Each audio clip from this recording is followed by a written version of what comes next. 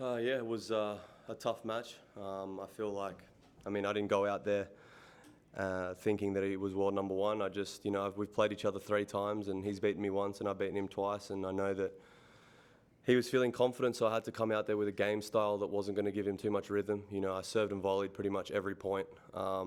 And, I've been serving really well and I've been volleying pretty well. So I thought, why not just completely switch it up, and I returned really well today too. So had 2 set points in the first set. So, I was right there from the get-go. So I'm really happy with the way I performed. And, it's just one match though in the scheme of things. That's tennis as well. You can't, it's just not going to like elevate my ranking into the top 10 or something. It's just one match and I need to get ready for my next one. So.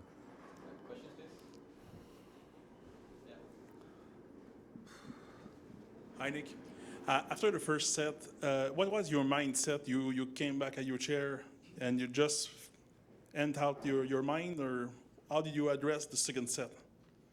Well, I had chances in the first set. I was right there. He hit 2 unbelievable serves on set point, and I felt as if I was right on top of the match. I felt like I deserved to win the first set. So I just kind of reset and I looked to my team, and you kind of see what we did last week. We had a great week, and I kind of took the pressure off myself a little bit. I was like, let's just have a bit of fun and let's free swing a little bit on returns. And I ended up, returning really well. The first game of the second set broke him, and then kind of the momentum changed from that point on. And then I just executed really well today on big points. I feel like my game and my confidence under pressure is at an all-time high. So that's all I did, really. Next question. No questions? Okay. Go back. Let's go back and then we. How do you like the reaction of the crowd? You send some ball very outside of the stadium, and after you cheer them up, and it was more a love-hate situation, I think. I do whatever I want to do out on the court. I try and just play the way I want to play, and whether the crowd doesn't like me or likes me, the stadium was full again. So that's all I know. All right, we'll go in the back. Hi, Nick. Physically, how do you feel? Because you came pretty late from Washington. You had 2 games in 2 days, a long one. Physically, are you still good to go and 100%? Yeah, look, I don't think, this far into the season, I feel like everyone's kind of carrying maybe a little niggle or not feeling, physically fresh.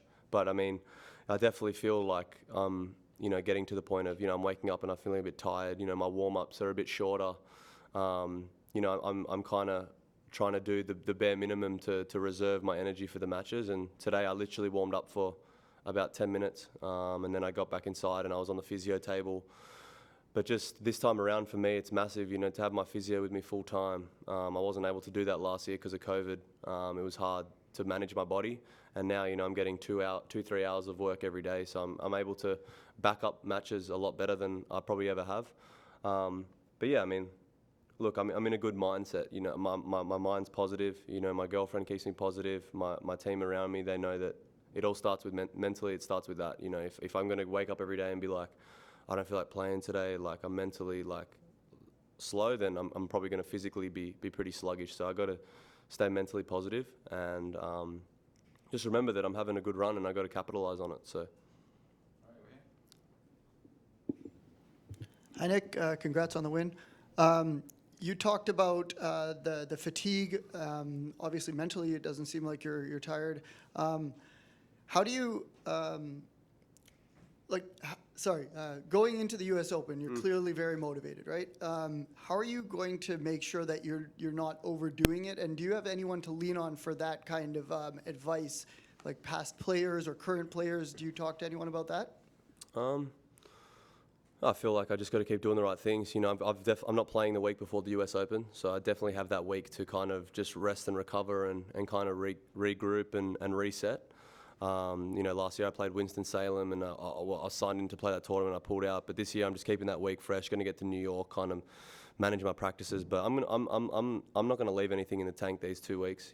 Especially I've said it before. Without the points at Wimbledon, my rankings still, not guaranteed to be seeded at all tournaments. So I need to capitalise on these 2 weeks. You know, these are 2 massive weeks. I've had success in Cincinnati before. I made the final there, so I feel